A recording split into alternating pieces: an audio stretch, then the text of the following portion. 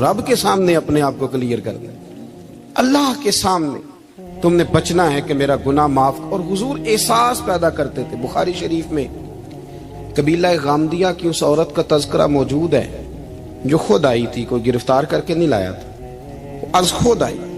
احساس پیدا ہو گیا نا گناہ کا۔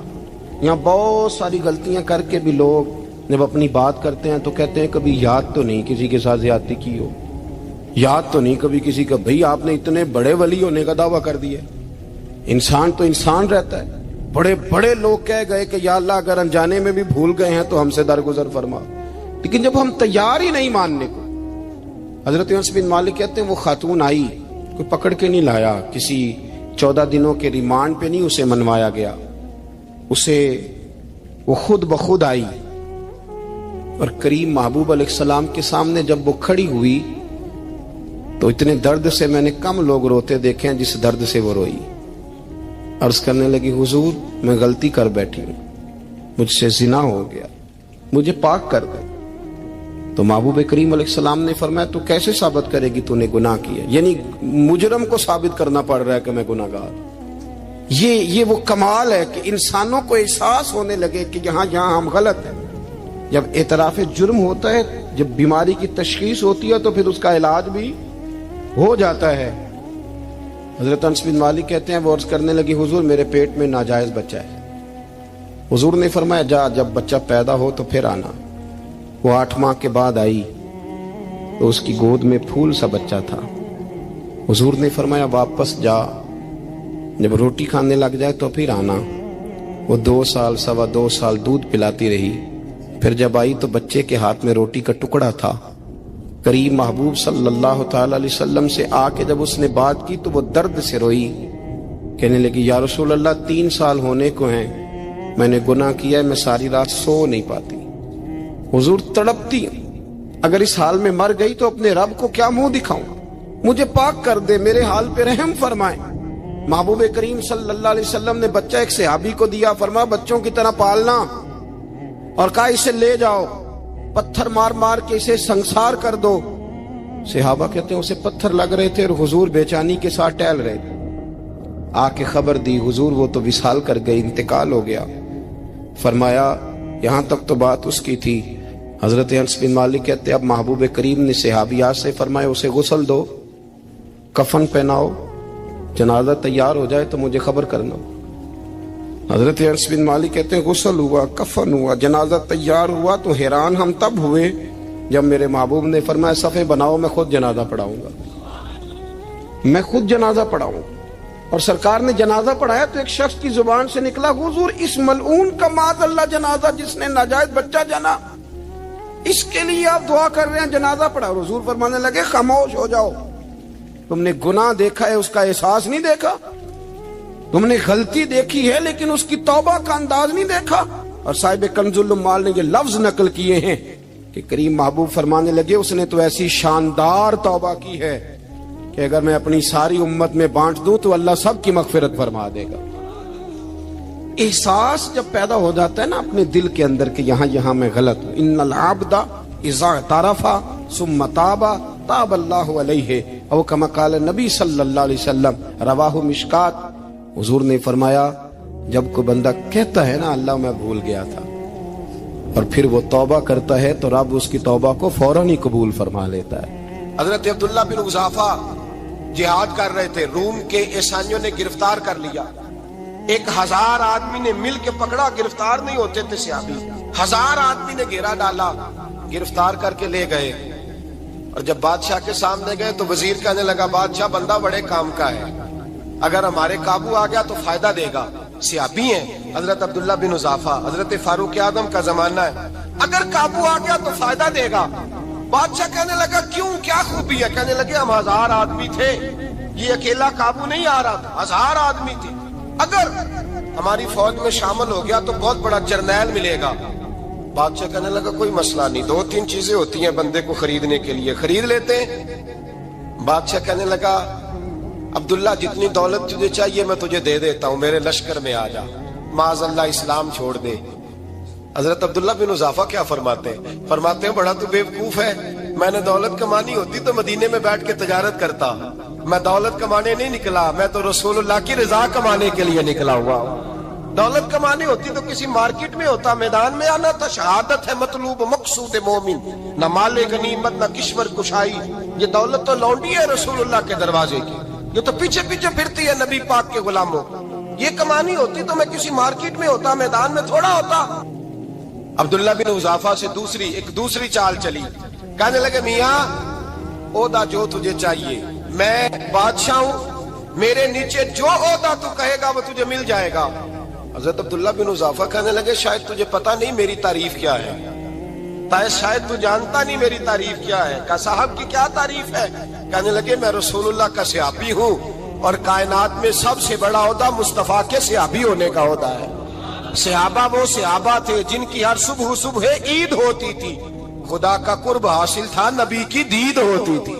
فرمایا میں نے حضور کے جلوے دیکھے ہوئے ہیں، مجھے عہدے کی ضرورت ہی نہیں، اور میں نے عہدہ لینا ہوتا تو میں سیاست کرتا، میں تو شہادت لینے نکلا ہوں میدان میں، عہدے کا میں نے کیا کرنا ہے؟ اب بادشاہ کہنے لگا اسے قتل کر دو۔ وزیر کہنے لگا نہیں، ایک بات اور ہے، مجھے ایک چال اور چلنے دو۔ کہا وہ کیا؟ کہنے لگے میری بیٹی بڑی خوبصورت ہے، مجھے موقع دو، اپنی ہی بیٹی کو سجا بنا کے، وہ جوان جس کی جوانی اتنی بڑی ہے کہ 1000 آدمی مقابلے میں کھڑا نہیں ہوتا، اس جوان کے کمرے میں رات کی تنہائی میں بنا سوار کے بی بی کو بھیجا۔ وہ بی بی کہتی ہے میں ساری رات بن سور کے اس صحابی کے کمرے میں بیٹھی رہی، لیکن یہ کیا شخص تھا، ساری رات ہی مسلح پہ بیٹھا رہا، ساری رات ہی، کچھ دیر تھک جاتا تو یہ کریم رسول پہ درود پڑھنا شروع کر دیتا۔ بی بی کہتی ہے سحری ہو گئی تو میں نے چھو کے دیکھا کہ انسان ہے کہ جن ہے، یہ بندہ ہے کہ فرشتہ ہے، چھو کے دیکھا۔ کہنے لگے پیچھے ہٹ جا۔ میں نے کہا میں نے تو سنا تھا تو 1000 کے مقابلے میں ہے، اور تو اتنا بے حس ہے کہ بنی صبری دلہن بیٹھی ہے، تو نے نظر نہیں کی؟ عبداللہ بن حذافہ، بی بی کہتی ہے نظر پھر نہیں اٹھائی، نظر پھر جھکی ہوئی ہے۔ کہنے لگے بی بی میں مجبور ہوں، اب میرے اوپر کوئی حسن نہیں چلتا، میں نے جلوہ بدوحا کا دیدار کیا ہوا ہے، اب میری نگاہوں میں جچتا نہیں کوئی، اس لیے کہ جیسے میرے سرکار ہے ایسا نہیں کوئی۔ کبھی بھی اب نہیں کسی کا میرے اوپر جادو چلتا، میں نے مصطفیٰ کو، اور کہا ذرا پیچھے ہٹ کے بیٹھ، مجھے میرے رسول نے غیر محرم سے بچنے کا حکم دیا ہے، ذرا پیچھے ہٹ کے بیٹھ۔ سحری کا وقت تھا، وہ بی بی کہتی ہے اس نوجوان کے جملے میرا سینہ چیر گئے، کلیجہ پھٹ گیا، چیخ نکلی، میں کفر کے عالم میں روئی۔ میں نے کہا مجھے بتا تو صحیح، آخر یہ جذبہ کہاں سے ملتا ہے، آخر یہ روشنی تو میں نے دیکھی نہیں، کہاں سے آتی ہے؟ ایک میرا باپ ہے جو بنا سور کے مجھے تیرے کمرے میں چھوڑ گیا، بتلا یہ کہاں سے کیف آتے ہیں؟ عبداللہ بن حذافہ کہنے لگے اگر کیف لینا ہے تو تو بھی میرے مصطفیٰ کا کلمہ پڑھ جا، آجا دروازے رسول پہ جھک جا، مل جائے گا۔ سویرے دروازے پہ باپ آیا بیٹی سے رزلٹ لینے، دروازہ کھولا تو بیٹی نقاب پہنے باہر آئی۔ باپ کہنے لگا کیا بلا؟ کہنے لگی پیچھے ہٹ جا، تو غیر محرم ہے، کافر ہے، میں مسلمان ہوں۔ اس نے کہا کیا ہوا؟ کہنے لگی تیرے جیسے کو باپ کہوں، تیرے جیسے کو جو مجھے استعمال کر رہا تھا، میں تجھے باپ نہیں مانتی، میں اب رسول والی ہو گئی، میں حضرت فاطمہ کی کنیزہ ہو گئی ہوں، میں اب نبی کریم کی خادمہ ہوں، خبردار میرے قریب نہ آنا۔ یہ داؤ بھی ناکام ہوا۔ اب حضرت عبداللہ بن حذافہ کے سامنے موت کھڑی کی، ایک کڑا میں تیل گرم کیا، کہنے لگے تجھے اس میں جلایا جائے گا۔ حضرت عبداللہ بن حذافہ رضی اللہ تعالیٰ عنہ جب جلنے کے قریب ہوئے تو رونے لگے۔ روم کا بادشاہ کہنے لگا شاید ڈر گیا ہے، کہنے لگے اب سمجھ آئی ہے، اب تجھے پتا چلا ہے، چلا آ جا۔ حضرت عبداللہ بن حذافہ کہنے لگے تو کافر ہے، تیری کافروں والی سوچ ہے، اس لیے نہیں رویا کہ موت سے ڈر گیا ہوں، میں تو اس لیے رویا ہوں کہ ایک جان ہے، وہ نبی پاک پہ قربان ہو رہی ہے، کاش رب مجھے 1000 جان دیتا، میں ساری مصطفیٰ پہ قربان کر دیتا۔ ایک سنار نے گلی میں ایک یتیم چھوٹے سے بچے کو گھومتے دیکھا تو سنار بے اولاد تھا، بچے کو اٹھا کے گھر لے آیا، 18 سال اس بچے کی پرورش کی، اس کو پالا پوسا جوان کیا۔ سنار کے پاس وہ دکان پہ چلا جاتا، وہ کئی دفعہ دکان پہ رہتا، کئی دفعہ گھر میں رہتا. ایک دفعہ وہ دکان پہ تھا، بچہ گھر تھا، 18 سال کا جوان. اس کی بیوی اکیلی تھی. وہ جس نے ماں بن کے پالا تھا اس نے اسی پہ حملہ کر دیا، اس کا بازو بری نیت سے تھاما. بیوی چیخی. تھوڑی دیر گزری تو وہ نوجوان پیروں میں بیٹھ گیا، کہنے لگا اماں پتہ نہیں مجھے کیا ہوا. شام کو سنار آیا، بیوی چیخنے لگی، چلانے لگی، کہنے لگی آج عجیب بات ہوئی. جس کو میں نے جگر کا خون دے دے کے پالا اسی نے گندی نظر ڈالی. سنار محو حیرت ہے. بیوی کا خیال تھا کہ لاٹھ اٹھائے گا، ڈنڈا اٹھائے گا، نوجوان کو مارے گا، لیکن وہ رونے لگ گیا. اس نے کہا آج اس نے میرا بازو تھاما ہے، جانے کیا کیا ہے. پریشان ہونے لگ گیا، سجدے میں گر گیا. کہا تو بتاتا کیوں نہیں؟ تو وہ سنار کہنے لگا اس کی غلطی نہیں. 18 سال کے بعد آج مجھ پر بھی شیطان سوار ہوا تھا. ایک عورت آئی تھی، وہ اپنے بازوؤں میں چوڑیاں پہننا چاہتی تھی تو میں نے بھی گندی نظر سے ہاتھ ڈالا تھا. رب کریم نے مجھے فوراً اس کی سزا دی. جن کے گھروں میں بیٹیاں ہوتی ہیں ان کی نظریں گندی نہیں ہوتی. جو بیٹیوں کے باپ ہوتے ہیں، جو بہنوں کے بھائی ہوتے ہیں، ان کی نظریں گندی. اور اگر تو ٹیلی فون کرتا ہے، تو کسی عورت کے ساتھ تعلق رکھتا ہے، تو یہ بات لکھ لے. امام فخر الدین رازی 1، علامہ اسماعیل حقی 2، ملا جلال الدین رومی 3، امام خازن 4، امام جلال الدین سیوطی 5 حدیث کے استاد اور محدث لکھتے ہیں کہ اگر تو کسی پر گندی نظر ڈالے گا تو تیرا گھر بچ سکتا، یاد رکھ نہیں بچے گا. اس لیے کہ تیری نظر کسی کی بیٹی کو بیٹی سمجھ، تاکہ تیری بچی کا پردہ قائم رہے. کسی کی بہن کو یہ کیا بات ہوئی کہ تو جتنا مرضی گند معاشرے میں پھیلاتا رہے تیرا گھر بچا رہے، یہ کیسے ہو سکتا ہے؟ فَإِنَّ لَهُ مَعِيشَةً ضَنْكَ. اللہ فرماتے ہیں زندگی تنگ ہو جائے گی تیرے لیے مشکل. تو ڈھونڈتا پھرے گا کہ میں مرنے کو جگہ تلاش کروں. سچی توبہ کرے، کھری توبہ کرے. یہ گناہ انسان کو مجبور کر دیتے ہیں. حضرت عبداللہ بن مبارک رحمت اللہ تعالی علیہ، ان کے سینکڑوں شاگرد تھے. ایک شاگرد کے انتقال کا وقت آیا تو گھر گئے ملنے. آپ کہتے ہیں میں نے زور لگا لیا پر اس کی زبان پر کلمہ جاری نہیں ہوا. میں اسے کہتا کلمہ پڑھ پر اس کی زبان پر جاری. اللہ اکبر، بہت بڑی نعمت ہے. دعا فرمائیں اللہ ایمان کی موت عطا فرمائے. ایمان کی موت دے اللہ کریم، ایمان کی موت دے. ایسے بھی لوگ دیکھے ہیں، مسجد نبوی ہے، رسول اللہ کا شہر ہے، سر سجدے میں ہے، روح پرواز کر گئی. روح پرواز کتنا نصیبوں والا ہے، کتنا نصیبوں والا ہے کہ مسجد نبوی میں سر سجدے میں رکھا ہے اور اللہ تبارک و تعالیٰ نے محبوب کے قدموں میں موت عطا فرمائی. تو حضرت عبداللہ بن مبارک کہتے ہیں میں نے اس کو کہا کلمہ پڑھ تو اس کی زبان پہ جاری نہیں ہوتا. میں بار بار کہتا تو وہ منت کرتا، کہتا حضور میں کوشش کرتا ہوں جاری نہیں ہوتا. فرماتے میں پریشان ہو کے اٹھا، ابھی میں دروازے پہ پہنچا تھا اس نے چیخ ماری اور روح پرواز کر گئی. بچے رونے لگے، بیوی رونے لگی. تو میں نے اس کی بیوی سے کہا کہ جرم کیا کرتا تھا، اتنا بڑا پاپی پہ کلمہ جاری نہیں ہوا. اس کی زوجہ کہنے لگی حضرت جی 2 گناہ تھے اس کے. ایک تو یہ شراب کا عادی تھا، روکتی تھی باز نہیں آتا تھا، اور دوسری بات یہ کہ یہ اپنی اماں کا نافرمان تھا. وہ 2 گلیاں چھوڑ کے رہتی ہے، یہ کبھی ملنے نہیں گیا تھا. اس بوڑھی کا کلیجہ اس کی طرف سے بڑی تکلیف میں تھا. تو حضرت عبداللہ بن مبارک کہنے لگے جا تو بھی دعا کر اور اس کی ماں کو بھی کہہ دعا کرے کہ یہاں تو یہ کلمہ نہیں اسے نصیب ہوا، اللہ کرے اللہ آخرت کی منزلیں اس کی بہتر فرما دے. یہ حدیث سنانے لگا ہوں، حدیث ہے، حدیث رسول ہے. جوان خاص کر کے ذرا میری بات پہ توجہ کریں اور بزرگ خاص کر توجہ کریں جنہوں نے تربیت کرنی ہے. سنیں، حضور کی بارگاہ میں ایک نوجوان آیا ہے، یہ سنگ میل ہے حدیث، اس کو یاد رکھنا. عرض کی حضور میں سارے گناہ چھوڑ سکتا ہوں، زنا نہیں چھوڑتا. حضور مجھے زنا کی اجازت ہونی چاہیے. میرے حبیب نے تھپکی دی، بٹھا لیا. میں کہتا ہوں حضور نے گناہگاروں کو معاشرے سے کاٹا نہیں، ان کی تربیت فرمائی ہے، ان کی تربیت فرمائی ہے، ان کو قریب فرمایا. میرے حبیب کریم صلی اللہ علیہ وسلم نے فرمایا ادھر آ بیٹھ جا، بیٹھ گئے. حضور نے فرمایا تو پسند کرتا ہے تیری ماں کے ساتھ کوئی بدکاری کرے؟ حضور نہیں. فرمایا تو پسند کرتا ہے تیری بیٹی کے ساتھ کوئی بدکاری کرے؟ یا رسول اللہ میں آنکھیں نکال دوں گا. हुजूर ने फरमाया तू पसंद करता है तेरी बहन के साथ, हुजूर मैं काट डालूंगा वो हाथ जो मेरी बहन की तरफ उठेंगे। फरमाया तू पसंद करता है कि तेरी खाला फुफी ममानी की तरफ कोई ऐसी हरकत करे, हुजूर मैं काट के रख दूंगा उन लोगों को जो बात भी करेंगे। मेरे हबीब ने फरमाया अच्छा, जिसके साथ तू बदकारी की इजाजत मांग रहा है वो किसी की मां नहीं लगती, वो किसी की बहन नहीं लगती, वो किसी की बेटी नहीं होगी।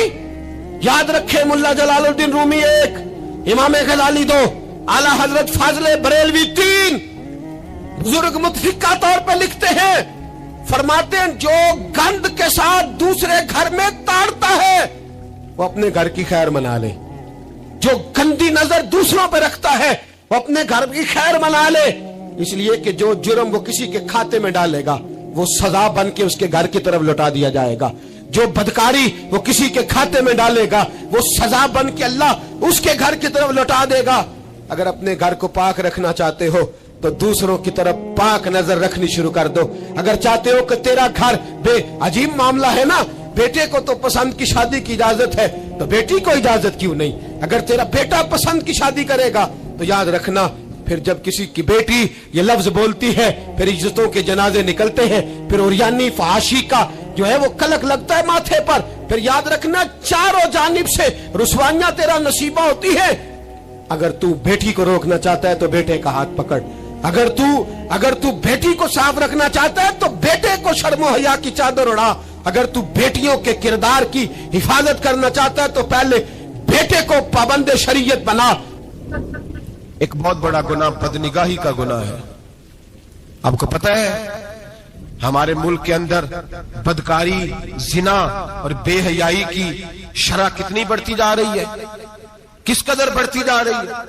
वो लोग जो निकाह कर लेते हैं वो भी अपनी निगाहों को, मैं अक्सर कहता हूं, हुजूर ने फरमाया निकाह आधा ईमान है, जिसने निकाह कर लिया उसका ईमान मुकम्मल हो गया। तो जो निकाह के बाद भी बाज ना आया, मैं उसको बेईमान नहीं कहता, लेकिन नबी पाक ने फरमाया जो निकाह कर ले उसका ईमान, बोलिए ईमान महफूज हो गया, उसका ईमान, सारे बोलिए ईमान।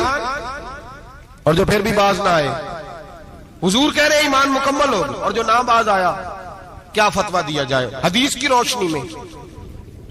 मेरे नबी पाक की बारगाह में औरतें आई तौबा करने, बैत करने, मुसलमान होने, तो हुजूर बैत लेते वक्त फरमाने लगे मेरे साथ वादा करो, झूठ नहीं बोलोगी, गीबत नहीं करोगी, जिना नहीं करो। एक औरत बोल पड़ी, कहने लगी या रसूल अल्लाह सल्लल्लाहु अलैहि वसल्लम मैं मुसलमान तो नहीं पर खानदानी हूं, मेरे घर वालों के जहन में भी कभी जिना का ख्याल नहीं आया।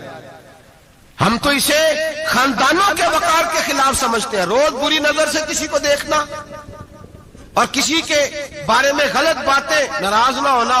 बहुत सारे बूढ़े भी लज्जत ले लेके जुर्म बयान करते हैं, गुनाह बयान करते हैं, गलत बातें करते हैं, किसी औरत के बारे में तबसरा करते हैं। क्या समझते हैं मर्द और औरत माज़अल्लाह ताला एक कमरे में जाके बदकारी करे तो वही जिना है। मेरी तरफ देखिए और झांक करके सुनिए क्या अर्ज कर रहा हूं, इधर देखिए मेरी तरफ। नबी पाक सल्लल्लाहु अलैहि वसल्लम ने फरमाया जिना जुबान का भी होता है, जिना कान का भी होता है, जिना आंख का भी होता है।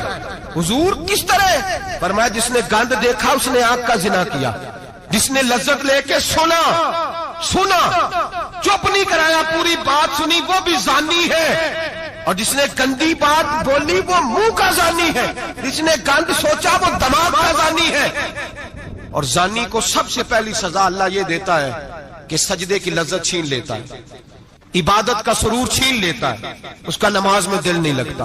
कुरान में सबसे पहली सजा उसे अल्लाह अपने दरवाजे से दूर कर देता है। भाइयों आज हमारे सजदे बेकैफ हैं, आज लोग गलत जगह पे घंटों बैठे रहते हैं, मस्जिदों में लोगों के दिलों को घबराहट होती है, लोग भागते हैं। मेरे नबी पाक ने फरमाया तू नजर को पाक कर ले, अल्लाह तेरी इबादत में लज्जत पैदा फरमा देगा। मेरे भाई याद रख ले और सुन ले, सबसे कमजोर आदमी वो है जिसका जहन पाक नहीं, सबसे कमजोर आदमी वो है जो किरदार का गलत है। एक बात मैंने पढ़ी, आप यकीन करें मेरा दिल करे कि मैं आग लगा दूं इस उन्वान को जिस पे गंदगी लिखी जाती है, उन अखबारों को, उन चीजों को जिस पे गंद लोगों के दिलों में, وہ انڈیا کی ایک وزیر اعظم عورت گزری تو کسی نے اس سے کہا کہ پاکستان نے تو تمہیں شکست دی ہے، تم جیت نہیں سکے بڑا ملک ہو کے.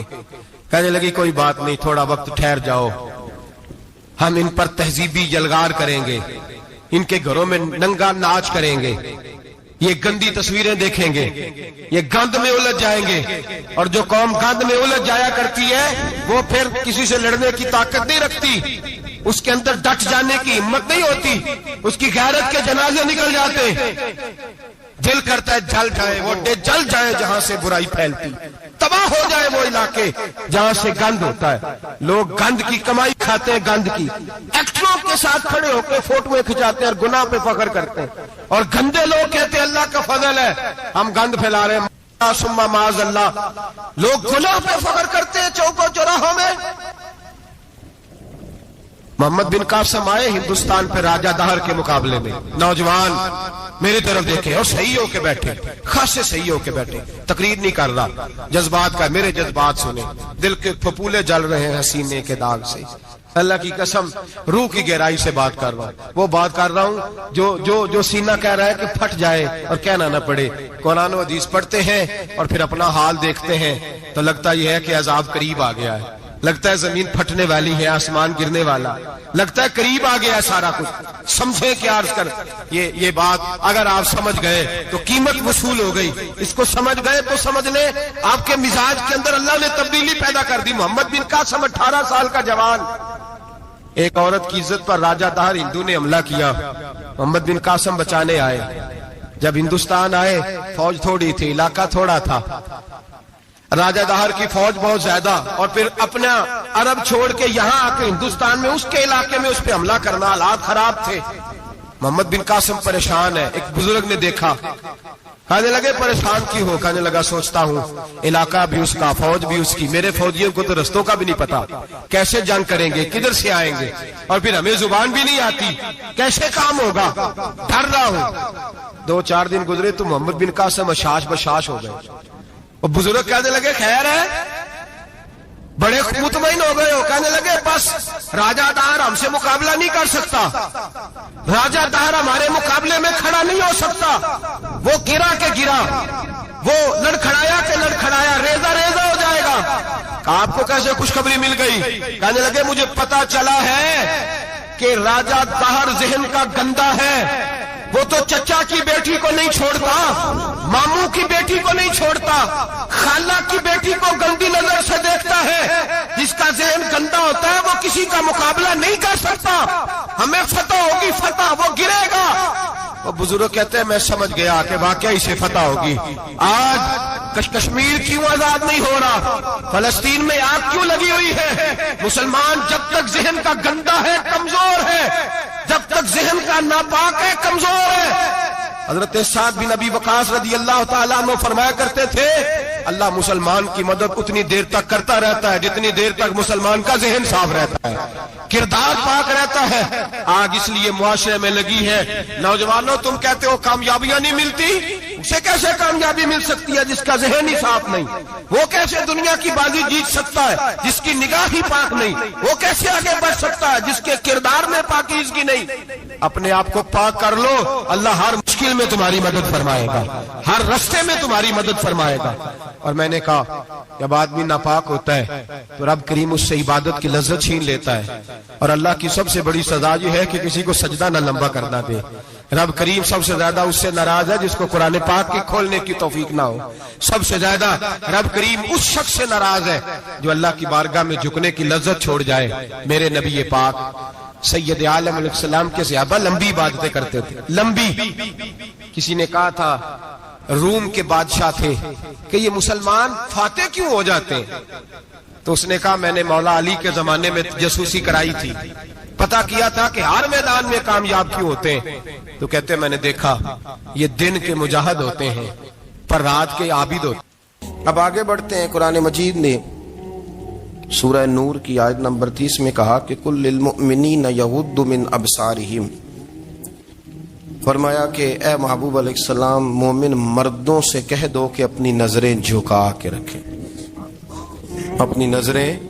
اور اگلی آیت میں فرمایا وَقُلْ لِلْمُؤْمِنَاتِ يَغْضُضْنَ مِنْ أَبْصَارِهِنَّ، فرمایا کہ اے محبوب مومن عورتوں سے بھی کہہ دو کہ اپنی نظریں جھکا.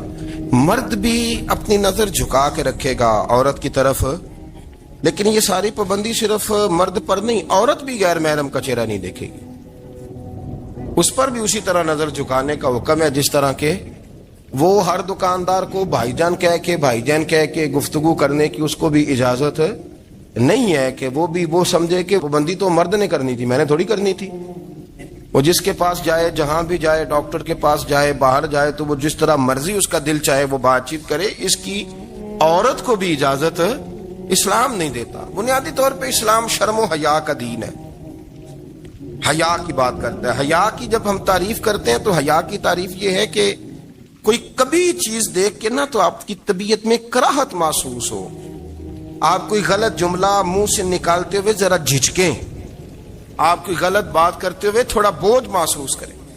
ہمارے ہاں تیزی سے فروغ پایا ہے بے حیائی نے. سنگیوں کی محفلیں، یاروں کی محفلیں، اس میں غلیظ گفتگو ہوتی ہے الا ماشاء. جن دوستوں کو بڑی پاک صاف گفتگو کرنی چاہیے. دوستی کا رشتہ بڑا مقدس رشتہ ہے. جو یہاں ایک دوسرے سے پیار کریں گے جنت میں بھی اکٹھے داخل کیے جائیں گے. شرط یہ ہے کہ پیار اللہ رسول کی رضا کے لیے ہو، لیکن اس کے اندر اگر آپ کی گفتگو کچی ہو، کمزور ہو، فحاشی والی ہو، عریانی والی ہو. وہ ہمارے ہاں تو اب اس کو لوگ فیشن سمجھتے ہیں، اس کو مردانگی کی علامت سمجھتے ہیں کہ وہ جی ساری باتیں جی وہاں ہو گئی، اور جس کا جو جی چاہا اس نے کہا. آپ جب حیا کے دائرے میں ہوتے ہیں تو آپ خود بھی سکون محسوس کرتے ہیں. دیکھیں نا، آپ کو نیند سکون سے کہاں آتی ہے؟ جہاں کمرہ بند ہو، چاروں جانب دیوار ہے، اوپر چھت ہے، خالی دروازہ بھی کھلا ہوا ہو نا، تو جب بندہ سکون لینا چاہتا ہے تو کہتا ہے یار ذرا دروازہ ذرا بند کر دو. وہ اچھی طرح اپنے آپ کو چھپا لیتا ہے نا حیا کے پردے میں، تو اللہ اسے سکون عطا کرتا ہے. اور جو اس سے بھی زیادہ ٹھنڈی نیند میں جانا چاہتا ہے وہ کہتا ہے لائٹ بھی بند کر دو. اب وہ مکمل طور پہ سمجھتا ہے کہ میں چاروں جانب سے چھپ گیا ہوں، اگر میں کھل کے بھی سو جاؤں گا تو میرا چونکہ پردہ قائم ہے تو مجھے کوئی دشواری نہیں ہو. آپ جب چھپ جاتے ہیں، جب آپ حیا کے اندر سمٹ جاتے ہیں، جب آپ چادر کے اندر آ جاتے ہیں تو آپ بہت ساری جگہوں پہ آسانی محسوس کرتے ہیں. تو حیا تو آپ کو سکون دیتی ہے، حیا تو دل کو راحت دیتی ہے. میں بڑی ذمہ داری سے بات عرض کرتا ہوں، قرآن مجید نے نا ایک مقام پہ مذاق کو، ایک مزاح ہوتا ہے خوش طبی، وہ نہیں مذاق اڑانا. قرآن پاک نے نا مذاق کو ایک جگہ پہ جاہلوں کا طریقہ بھی قرار دیا. بنی اسرائیل کے لوگوں سے حضرت موسیٰ نے کہا کہ گائے ذبح کرو اور ایک ٹکڑا مقتول کو مارو، زندہ ہو کے خود بتا دے گا مجھے کس بندے نے قتل کیا. تو کہنے لگے آپ ہمارے ساتھ مذاق کر رہے ہیں. تو قرآن مجید کہتا ہے کہ حضرت سیدنا موسیٰ علیہ السلام فرمانے لگے اعوذ باللہ ان اکون من الجاہلین. فرمانے لگے میں اللہ کی پناہ مانگتا ہوں کہ میں جاہلوں میں سے ہو جاؤں. یہ مذاق کرنا تو جاہلوں کا طریقہ ہے.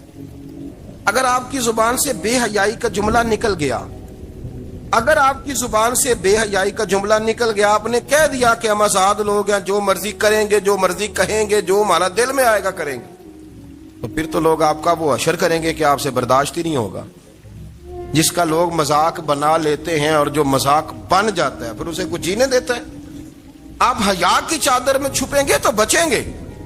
اگر آپ نے اپنا مذاق بنوا لیا یہ کہہ کے کہ میں نے مرضی کرنی ہے، پھر یاد رکھنا چھپنے کو جگہ نہیں ملے گی، پھر تکلیف میں آ جائیں گا، پھر بہت بڑی اذیت کا شکار ہو جائیں. شرم و حیا، عرب کے اندر جو کنواری لڑکیاں تھیں ان میں بڑی حیا ہوتی تھی. الحمدللہ میں بڑے فخر سے کہتا ہوں کہ میرے پنجاب کی، میرے پاکستان کی بیٹیاں بھی 20 دفعہ ان کا ابا کہے تیری شادی کرنی ہے تو وہ آنکھ نہیں اٹھا پاتی آج بھی. یہ تو وہ چند لوگ ہیں جو کہتے ہیں ہم ہائی کلاس ہو گئے، ہمیں نہیں پتا کہ وہ روشن خیال ہو گئے ہیں کہ روغن خیال ہو گئے، پتہ نہیں کدھر چلے گئے. ورنہ ہماری بیٹیاں آج بھی جب ان سے ان کا باپ، ان کی ماں بات کرتی ہے تیری شادی کی، تو وہ تو شرم کے ساتھ پچھلے سے پچھلے کمرے میں چھپتی ہیں. یہ اللہ نے فضل کیا ہوا ہے اس ملت پر. تو عرب کی لڑکی بڑی حیا والی ہوتی تھی، اس سے کوئی بات کرنی پڑتی تھی تو 20 دفعہ بات کی جاتی، پھر بھی وہ عورت چھپتی پھرتی تھی. حضرت عائشہ صدیقہ رضی اللہ تعالیٰ عنہ فرمانے لگیں میرے نبی پاک صلی اللہ علیہ وسلم عرب کی کواری لڑکیوں سے بھی زیادہ حیا کرنے والے تھے۔ قاضی اعجاز مالکی نے، شیخ عبدالحق محدث دہلوی نے، دیگر بزرگ جو سیرت نگار گزرے، انہوں نے لکھا ہے کہ نبی پاک صلی اللہ علیہ وسلم کے اندر 100 مردوں سے زیادہ طاقت تھی، 100 مردوں سے زیادہ طاقت۔ اب جو بات کہنے لگا ہوں، جو نتیجہ دینے لگا ہوں، اس پر خاص توجہ آپ فرمائیں گے۔ ذرا فکری طور پر، نظریاتی طور پر ایک چیز کو سمجھیے۔ ہم سمجھتے ہیں کہ جوان لڑکا ہے جی، جو مرضی کرے، عمر ہے جی۔ آپ ذرا بات پر غور کیجئے گا کہ حضور صلی اللہ علیہ وسلم میں طاقت 100 مردوں سے زیادہ ہے اور حیا کواری لڑکیوں سے بھی زیادہ ہے۔ ذرا اس بات کا تقابلی جائزہ کیجئے گا کہ طاقت 100 مرد سے زیادہ ہے لیکن حیا کواری لڑکی سے بھی زیادہ ہے۔ اس کا معنی یہ ہوا کہ جس ٹہنی کو پھل زیادہ لگ جاتے ہیں وہ جھکا کرتی۔ تو حیا تو حسن ہے، حیا تو آپ کو پاک صاف کرے گا، حیا تو آپ کو نرالا کرے گا، انوکھا کرے گا۔ وہ ہمارے ایک دانشور ہے، تم نے مضمون لکھا، کئی باتیں بڑی پسند آتی ہیں۔ وہ کہتے ہیں کہ میری اہلیہ، ان کو بھی کسی نے مس گائیڈ کر دیا تھا، حالانکہ اچھی خاتون ہے، کسی نے مس گائیڈ کر دیا۔ وہ بھی سماجی اور ویلفیئر اور یہ خواتین کو شوق ہوتا نا بننے کا، تو وہ بھی سماج کے اندر اچھا مقام تلاش کرنے کے موڈ میں آ گئی۔ تو کہیں ایک دن جانا تھا تو بڑی بن سنور کے میرے ساتھ وہ گاڑی میں بیٹھ گئی۔ تو میں گاڑی میں، عورتوں کو یہ بھی مسئلہ ہوتا ہے نا کہ ہماری تعریف کرو، تو کئی دفعہ بعد مردوں بیچاروں کو جھوٹ بولنا پڑتا ہے، وہ زبردستی کراتی ہیں نا جی۔ اس میں گنجائش بھی دی ہے شریعت نے گنجائش دی ہے کہ کبھی بیوی کو راضی کرنے کے لیے خلاف واقعہ بات کرنی پڑے تو کر لینی چاہیے، تو وہ کراتی بھی ہیں۔ 3 موقع پر خلاف واقعہ بات کرنے کی اجازت ہے، واقعے کے خلاف بھی آپ بات کر سکتے ہیں۔ جنگ کے موقع پر 2 لوگوں کو صلح کرانے کے لیے اور بیوی کو راضی کرنے کے لیے کر لیں کوئی ایسی بات، بے شک اپنی طبیعت پہ جبر کر کے کر لیں، گنجائش ہے، اجازت ہے۔ وہ کہتے ہیں جب وہ گاڑی میں میرے ساتھ بیٹھی بن سنور کے، وہ تقاضا کرنے لگی کہ میں نے بڑے اچھے کپڑے پہنے ہیں پر آپ نے توجہ نہیں کرائی۔ وہ سیانا بندہ تھا، وہ چاہ رہا تھا کہ میری خاتون سمجھ جائے۔ وہ کہتے ہیں مجھے پتا تھا کہ بیچاری مس گائیڈ ہو گئی ہے، دل کی بڑی اچھی ہے، سیانی ہے، لیکن اس کو کچھ خواتین نے، کچھ لوگوں نے مل کے اس کو ذہن غلط کر دیا ہے کہ سماج میں نکلو، باہر جاؤ، کام کرو، فلاں کرو، اپنی مرضی سے جیو۔ تو میرے ساتھ گاڑی میں بیٹھی کہیں جانے کے لیے، تو مجھ سے کہنے لگی کہ آپ نے میری طرف توجہ ہی نہیں کی، آپ نے کوئی ذکر ہی نہیں کیا کہ میں کیسی لگ رہی ہوں۔ تو وہ کہتے ہیں میں نے اسے کہا کہ اگر تو ناراض نہ ہو تو پھر میں صحیح والی تعریف کر دوں۔ تو اس نے کہا کہ آپ کر دیں۔ تو کہتے ہیں میں نے درد سے اور خلوص سے اپنی بیوی سے کہا، خلوص کے ساتھ میں نے کہا میں تو روز گھر ہوتا ہوں، روز شام کو گھر ہوتا ہوں، اگر تو میرے لیے تیار ہوتی تو میں تیری تعریف کرتا، لیکن آج تو باہر جانے کے لیے تیار ہوئی، تو پھر ان سے تعریف کی امید رکھ جن کے لیے تو نے تیاری کی ہے۔ میرے لیے تیاری کرتی تو میں تو ہر شام تیرے پاس ہوتا ہوں۔ کہتے ہو میرے لفظوں میں درد تھا تو وہ بھی رو پڑی۔ کہنے لگی آپ گاڑی روک دیں، مجھے باہر جا کے کسی کو راضی نہیں کرنا، میں نے اسے راضی کرنا ہے جس کو رب کریم نے میرا شوہر بنایا اور میرے لیے منتخب کیا ہے، میرے ماں باپ کو، میں واپس لوٹتی ہوں۔ یہ ایک پہلو ہے سلگتا ہوا، اس کو سمجھا جائے۔ رسول کریم صلی اللہ علیہ وسلم عرب کی کواری لڑکیوں سے زیادہ حیا والے تھے، کواری لڑکیوں سے زیادہ حضور حیا فرمایا کرتے تھے۔ جب خانہ کعبہ کی مکہ شریف میں تعمیر ہو رہی تھی نا، اہل عرب اس کو تعمیر کر رہے تھے، تو نبی پاک صلی اللہ علیہ وسلم اپنے چچا حضرت عباس کے ساتھ خانہ کعبہ کی تعریف میں مصروف تھے۔ تو عرب کے لوگ چونکہ لمبا کرتا پہنتے تھے پیروں تک، تو نیچے اگر کسی وقت کوئی چیز نہیں بھی ہوتی تھی تو کسی کو وہ نظر نہیں آتی تھی، چونکہ پردہ رہتا تھا، لمبا کرتا پہنا ہوا ہوتا تھا۔ تو جب بچے، سرکار کی عمر مبارک بھی ابھی تھوڑی تھی، تو اس طرح بچے جب نکلتے تو وہ کئی دفعہ اپنی تہمت اتار دیتے نیچے سے، اور کوئی مزدوری کرنے لگتے تو 3-4 طے کر کے تہمت کی کندھے پہ رکھ لیتے، جس طرح کبھی دیہاتوں میں لوگ کپڑا سر پہ رکھتے تھے کہ اوپر اگر کوئی وزنی چیز رکھیں گے تو وہ تکلیف نہیں دے گی۔ نبی پاک صلی اللہ علیہ وسلم بھی سب لوگوں کے ساتھ خانہ کعبہ کی تعمیر میں شامل تھے۔ تو حضرت عباس رضی اللہ تعالیٰ عنہ نے کہا، حضور سے ابھی اعلان نبوت بھی نہیں فرمایا تھا، بھتیجے آپ بھی تامد اتاریے، یہ صحیح مسلم میں حدیث موجود، اور اس کو کندھے پہ رکھ لیجیے، آپ اینٹیں اٹھا اٹھا کے لا رہے ہیں تو ذرا آپ کو تکلیف نہیں ہوگی۔ تو سرکار دو عالم صلی اللہ علیہ وسلم سے یہ بات کہی اور پھر جلدی سے حضور کی تہمت کو نکال کے نا، حالانکہ لمبا کرتا پہنا ہوا ہے، تو وہ جیسے ہی ان کے کندھے پہ رکھا اینٹیں رکھنے کے لیے تو سرکار تو زمین پہ گر گئے، بے ہوش ہو گئے، آنکھیں آسمان کی طرف، اور پھر حضور پکار رہے ہیں آزاری آزاری آزاری، میرا تامت دے دو، میرا تامت دے دو۔ کبھی کوئی شخص اس وجہ سے بھی بے ہوش ہوا ہے کہ میرے وجود سے کپڑا اتر گیا ہے؟ حالانکہ سرکار پر وہ بے ہوشی بھی نبی پاک کا وہ جو غلبہ ہے نا شرم و حیا کا، اس کی وجہ سے، ورنہ تو حضور فرماتے ہیں کہ میری آنکھیں سو جاتی ہیں، دل تو میرا اس عالم میں بھی جاگتا رہتا ہے۔ تو سرکار زمین پہ تشریف لے آئے، آنکھیں میرا تامت دے دو، میرا تامت دے دو، تو جلدی سے انہوں نے تامت دیا تو حضور نے باندھ لیا، پھر طبیعت مبارک میں تسلی ہوئی۔ یعنی ہم اس رسول کے غلام ہیں کہ جن کے تو وجود سے کپڑا اتر جائے تو حضور برداشت نہیں کرتے، قبول نہیں فرماتے، تکلیف شروع ہو جاتی۔ لیکن یہاں نوجوان ہیں اور بڑا قد کاٹ ہے اور بڑے بڑے سمجھدار لوگ ہیں، گرمی آتی ہیں تو شارٹ کپڑے پہن کے گھومتے ہیں، ان کو خیال نہیں کہ یہ وہ والا لباس ہے جو باہر تو کیا گھر میں اماں کے سامنے نہیں پہننا چاہیے، بہنوں اور بیٹیوں کے سامنے نہیں پہننا چاہیے۔ آپ کی گفتگو میں شرم و حیا ہو، آپ کے لب و لہجے کے اندر حسن ہو۔ آپ کو پتہ ہے نبی پاک صلی اللہ علیہ وسلم نے فرمایا میری امت میں سب سے زیادہ حیا کرنے والے عثمان غنی ہیں، عثمان غنی سب سے زیادہ حیا کرنے والے۔ آپ فرمایا کرتے تھے جب سے حضور کا چہرہ دیکھا ہے میں نے کبھی اپنی شرمگاہ بھی نہیں دیکھی، میں نے آنکھوں کا وضو نہیں توڑا، اور جب سے حضور کے دست مبارک میں نے بیعت کے لیے سیدھا ہاتھ بڑھایا تو پھر سیدھا ہاتھ میں نے کبھی گندگی کو نہیں لگایا۔ حیا تھی۔ آپ باتھ روم کے اندر بھی غسل فرماتے تھے تو کپڑوں سمیت کرتے تھے۔ کسی نے کہا حضرت جی واش روم کے اندر کیوں نہیں کپڑے اتارتے؟ آپ فرمانے لگے باہر بندوں سے حیا کرتا ہوں، اندر جاتا ہوں تو رب سے حیا آنی شروع ہو جاتی، وہ تو دیکھ رہا ہے نا۔ تو میں جو بات آپ کی خدمت میں عرض کرنا چاہتا ہوں اس کو آپ سمجھیے گا میرے عزیز، کہ شرم والا مزاج، گفتگو بھی شرم والی، آنکھیں بھی شرم والی، لباس بھی شرم والا، دوستی یاری بھی شرم والی، بہت ساری ایسی باتیں۔ دیکھیں نا آپ ذرا، میں نے کہا کہ باتوں کو سن کے گزر نہ جایا کریں، اس کی گہرائی پر غور کریں۔ حضور علم کا سمندر ہے، سرکار سے زیادہ علم دنیا میں کسی کے پاس موجود نہیں ہے، اور صحابہ کو موقع ملا ہوا ہے اس سمندر سے فیض لینے کا، لیکن ان کی حالت یہ ہے کہ حضرت علی المرتضیٰ فرماتے ہیں 14 دن گزر جاتے، حضور سے کوئی سوال پوچھنا ہوتا تھا پر میں شرم کے مارے نہیں پوچھ پاتا تھا۔ 14 دن بخاری شریف میں موجود ہے۔ ایک دن نبی پاک صلی اللہ علیہ وسلم نے پوچھا صحابہ سے کہ وہ کون سا درخت ہے جس کے پتے نہیں گرتے، اور وہ درخت اس طرح ہے جس طرح مومن ہوتا ہے، وہ درخت میرے مومن کی طرح بتاؤ۔ حضرت عبداللہ ابن عمر فرماتے مجھے پتا تھا کہ وہ کھجور کا درخت ہے، لیکن چونکہ ابو بکر صدیق بھی بیٹھے ہیں، عمر فاروق بھی بیٹھے ہیں، مولا علی بھی بیٹھے ہیں، عثمان غنی بھی بیٹھے ہیں، اتنے جید لوگ بیٹھے ہیں، تو مجھے حیا آتی تھی کہ میں کیوں جواب دوں۔ کہتے سرکار نے کئی دفعہ پوچھا، لوگوں نے کئی اور درخت بتائے، پر فرمایا تمہارا جواب درست نہیں ہے۔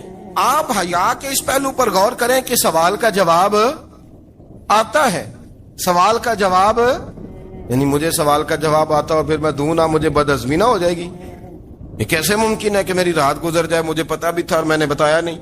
بہت سارے لوگ آ کے بہت ساری باتیں بتاتے ہیں، بہت ساری باتیں وہ سمجھاتے ہیں، تو ہم غور سے ان کا چہرہ دیکھنے لگ جاتے ہیں، کہتے ہیں یار اس کا تو دعویٰ تھا کہ میں سمجھنے آتا ہوں، یہ تو ہمیں سمجھا رہا ہے، چلو الحمدللہ ہم سمجھنے کو تیار ہیں۔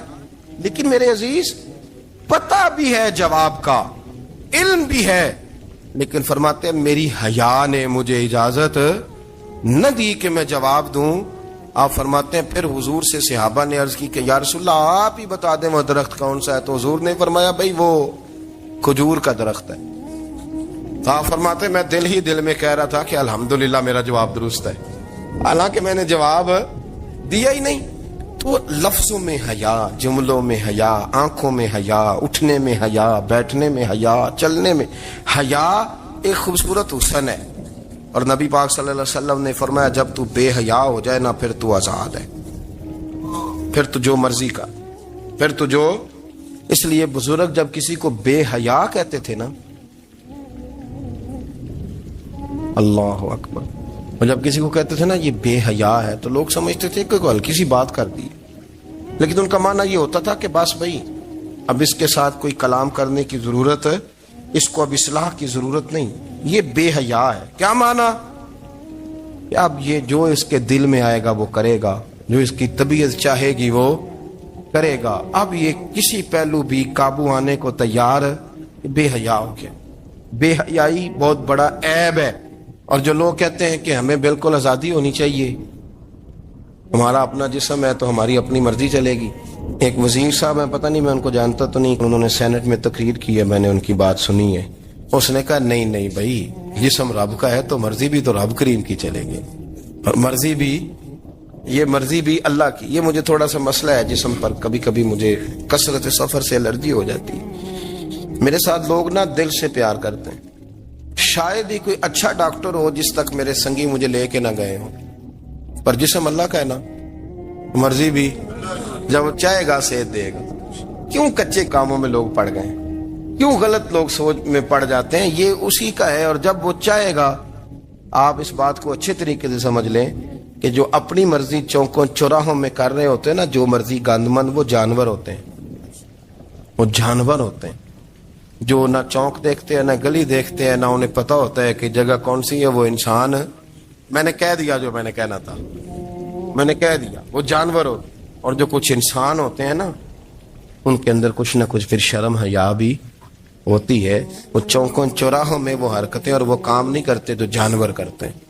ان کے لیے بڑے پردے ہوتے ہیں، ان کے لیے بڑی باتیں ہوتی ہے، ان کے لیے بڑا کچھ ہوتا ہے۔ جو بالکل آزاد ہو جائے، کوئی پتہ نہ ہو کس وقت کیا کہنا ہے، کیا کرنا ہے، تو پھر وہ دائرہ انسانیت سے خارج ہو جاتا ہے۔ ہم آپ کو کیا دعوت دیں؟ آپ تو وہ باتیں کر رہے ہیں جو اسلام کا انسانیت کے حق میں بھی ٹھیک نہیں، آپ تو وہ والی باتیں کر رہے ہیں جن کا انسانیت بھی تقاضا نہیں کرتی کہ یہ باتیں ہونی چاہیے۔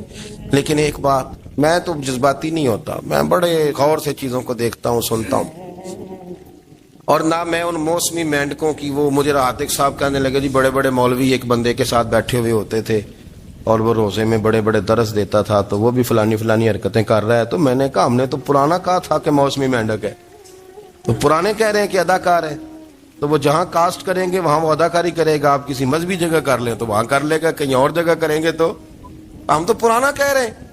تو کسی کو کبھی سمجھ آتی ہے تو کسی کو کبھی اور جگہ جا کے سمجھ آتی ہے۔ ہم ان لوگوں سے پریشان نہیں ہوتے، کیوں؟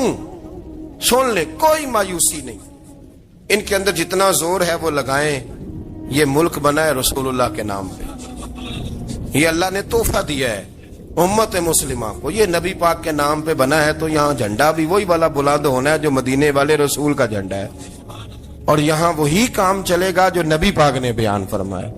تو اس طرح کئی لوگ آتے ہیں، وہ شور شار کرتے ہیں، چلے جاتے ہیں۔ اتنے نہ پریشان ہوا کریں، بہت سارے لوگ تو بیچارے اس قابل بھی نہیں ہے کہ ان کا نام لیا جائے، مطلب اتنا ہم ان کو اہمیت دے دیں، ان کا ذکر کریں، ان کا نام لیں، ان کی بات کریں، وہ بیچارے اس قابل ہی نہیں ہے، مطلب سٹیٹس ہی نہیں ہے ہمارا، اتنے فارغ ہیں ہم کہ اب جو بندہ آئے گا کہانی چھیڑے گا تو ہم چھیڑ جائیں گے۔ اور بھائی اللہ کا فضل ہے، الحمدللہ تعالی، لوگوں نے بڑا شور کیا، اور بڑے زمانے سے دنیا شور کر رہی ہے، پر اللہ کے گھر مسجدیں بھری ہوئی ہیں، مسجدیں بھری ہوئی ہیں۔ ہماری بیٹیاں پردے کرتی ہیں، پردے کو پسند کرتی ہیں، وہ حجاب میں رہتی ہیں، وہ سمجھتی ہیں کہ ہمارا اصل حسن کیا ہے۔ تو یہ پراپوگنڈا پرانا چلا آ رہا ہے، اس کا اللہ کے فضل سے امت مسلمہ پہ نہ کبھی اثر ہوا ہے اور نہ کبھی ہوگا انشاءاللہ۔